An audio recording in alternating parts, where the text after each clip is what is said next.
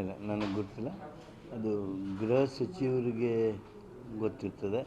ಗೃಹ ಸಚಿವರು ಅದಕ್ಕೆ ಉತ್ತರಿಸ್ತಾರೆ.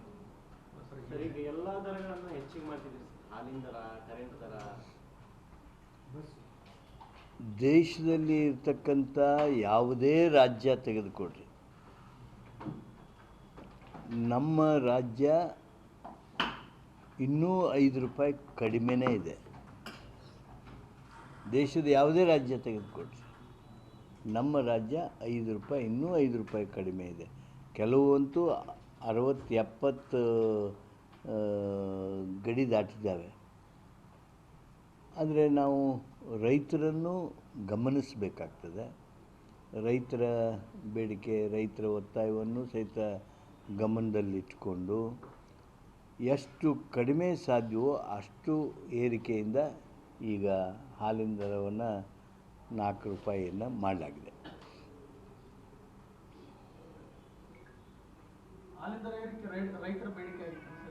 ರೈತರ ಬೇಡಿಕೆ ಆಗಿತ್ತಲ್ಲ, ರೈತರ ಒತ್ತಾಯ ಆಗಿತ್ತು, ಬೇಡಿಕೆ ಆಗಿತ್ತು.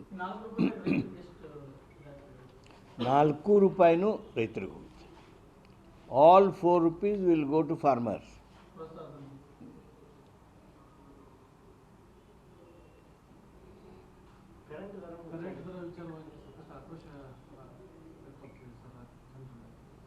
ಕರೆಂಟ್ ದರ ಅನಿವಾರ್ಯ ಇತ್ತಲ್ಲ, ಎಷ್ಟು ದಿನ ಆಗಿತ್ತು ಹೇಳಿ ನಾವು ಏರಿಸಿಲ್ಲ.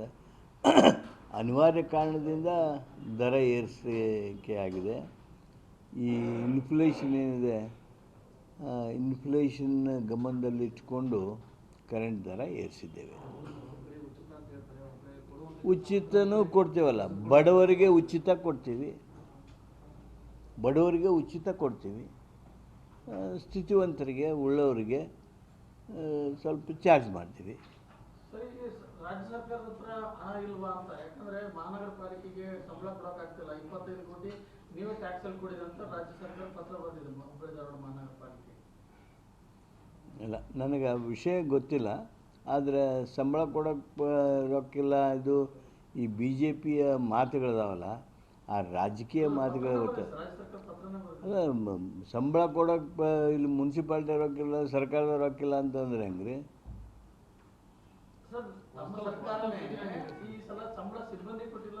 ಅಲ್ಲ ಸರ್, ಕೇಳಿ, ಮುನ್ಸಿಪಾಲ್ಟಿಗೆ ಏನವರು ಅನುದಾನ ಕೊಡಬೇಕು ಅವನ್ನೆಲ್ಲ ಕೊಟ್ಟಿರ್ತಾರೆ. ಇಲ್ಲಿ ಸಂಬಳ ಯಾಕಾಗಿಲ್ಲ ಏನು ನನ್ನ ಹತ್ರದ ಸದ್ಯ ಮಾಹಿತಿ ಇಲ್ಲ. ಅಲ್ಪಸಂಖ್ಯಾತರ ಮೀಸಲಾತಿ ಕೊಟ್ಟಿದ್ದನ್ನು ಯೋಗಿ ಆದಿತ್ಯನಾಥ್ ಸೇರಿದಂತೆ ಅನೇಕ